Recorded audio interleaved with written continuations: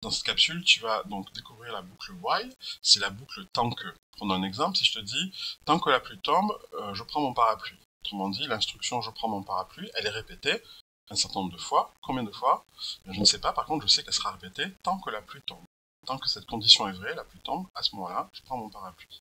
Prenons notre exemple, imaginons que tu as un jeu vidéo qui va afficher continu, d'accord, suivi de ton score, tant que ton score n'a pas atteint le score final de 5 points. D'accord. Une fois que tu as dépassé 5 points, il va afficher Game Over. Donc pour ça, on a besoin d'une boucle tant que, effectivement, puisque tant que notre score est plus petit que le score de 5 points, et bien du coup, on répète l'instruction continuer jusqu'à ce qu'on atteigne 6. Du coup, à ce moment-là, on sortira et on affichera Game Over. Alors, comment on fait ça dans les blocs VitaScience? On définit deux variables, mon score et le score final. Hein. Mon score, au départ, il fait 0, hein, il va évoluer ce score. Le score final, c'est la valeur qu'on va dépasser, qui est 5. Et je rentre dans la boucle, je dis tant que mon score est plus petit ou égal au score final, donc je vais afficher continuer, je vais afficher la valeur de mon score, au départ il fait 0, et ensuite j'augmente mon score de 1, donc s'il fait 0, là il fera 1. Je répète ça, cette condition, donc je vérifie la condition, là mon score fait 1, 1 est plus petit que 5, je continue, j'affiche 1, ensuite mon score fait 2, hop, je reviens ici, donc si j'ai 2, 2 plus petit que 5, et je continue, etc. Jusqu'à ce qu'à un moment donné, quand mon score fait 5, là, je vais l'augmenter de 1, ça fera 6, et la condition ici deviendra fausse. La boucle, je sortirai la boucle, et j'afficherai Game Over. Alors, comment on fait ça en Python? C'est la même chose, hein, finalement. Donc là, je crée une variable score final qui fait 5. Là, je crée une variable mon score qui est égal à 0, c'est la traduction de ça. Et j'écris que tant que, donc c'est while, tant que mon score plus petit ou égal à score final, 2 points, hein, je vais à la ligne, ça c'est mon bloc d'instruction que je vais répéter. Donc je vais afficher continuer, je vais afficher mon score, et ensuite je vais augmenter mon score de 1. Mon score plus égal à 1, ça veut dire que je l'augmente de 1. Donc ça correspond, ce bloc ici, hein, 3 instructions correspond à ce bloc-là. Voilà, donc ça, je répète tout ça, et à un moment donné, cette condition-là, elle sera fausse, d'accord? Et si elle est fausse, du coup, je fais plus ce bloc d'instruction, hein, mais je passe directement à la suite, j'affiche Game Over. Okay. Alors juste un petit truc, c'est que là on a des conditions. Une condition c'est un test, hein, où on compare deux variables ou deux valeurs.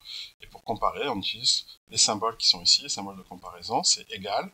Donc égal égal ça veut dire égal. Ça veut dire différent d'eux, ça supérieur, et ça inférieur, et ça supérieur ou égal. Alors allons-y, on va créer ce code. Donc je vais dans microbit Python. Voilà, le code il est créé. Donc là j'ai mes deux variables qui sont mon score et mon score final. Là j'ai ma condition que je dois tester, hein. Ça, c'est le bloc que je dois répéter. Donc, j'exécute. Alors, je vérifie qu'au départ, effectivement, il affiche continue. Mon score fait 0. D'accord. Ensuite, le score fait 1, donc il continue.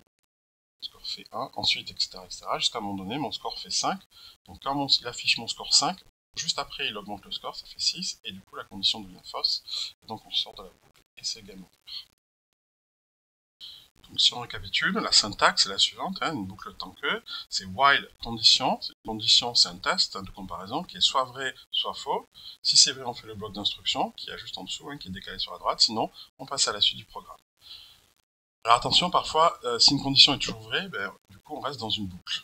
On appelle ça une boucle infinie. Par exemple, si tu écris la condition 1 égale 1, ben, ça c'est toujours vrai. En plus c'est toujours vrai, on reste dans la boucle. Si je fais un print high, ben dans la console, il y aura toujours marqué, il y aura toujours affiché high.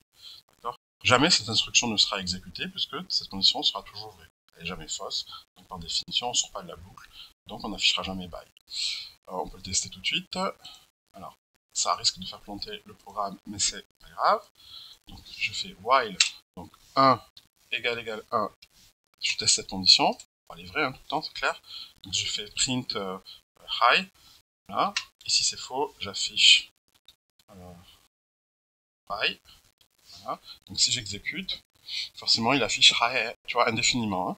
Le high, alors même il sature au bout d'un moment, d'accord. Mais par contre, il affiche jamais by puisque la condition est toujours vraie.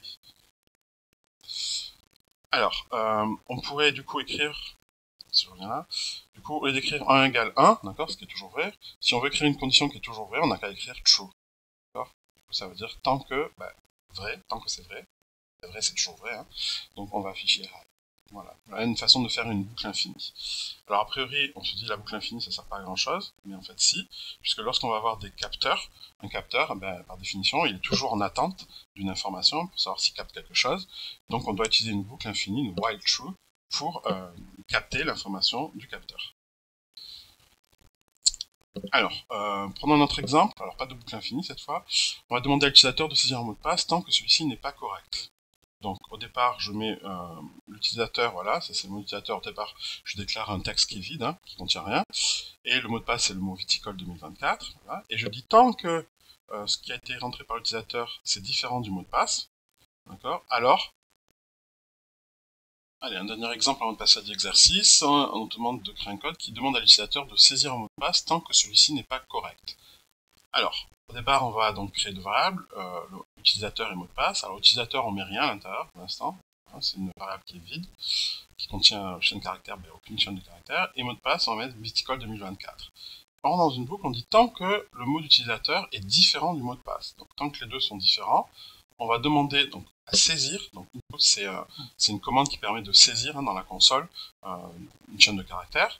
Donc, on va marquer dans la console entre le mot de passe. Donc, l'utilisateur va tamper ce mot de passe. Ça va être stocké dans la variable utilisateur. Okay, et donc, tant que ce mot qui a été rentré par l'utilisateur est différent du mot de passe, eh bien, on va toujours constamment boucler là-dessus. On fera toujours la demande. Et à un moment donné, quand le mot d'utilisateur sera égal au mot de passe, du coup on sortira de la boucle, on affichera bienvenue. Donc testons le programme, qui est ici. Voilà, donc ça c'est la boucle while. On teste ici utilisateur et mot de passe. Alors au départ, forcément, l'utilisateur est vide, hein, c'est une chaîne de caractères vide. Donc c'est bien différent, les deux sont différents. Donc cette condition elle est vraie.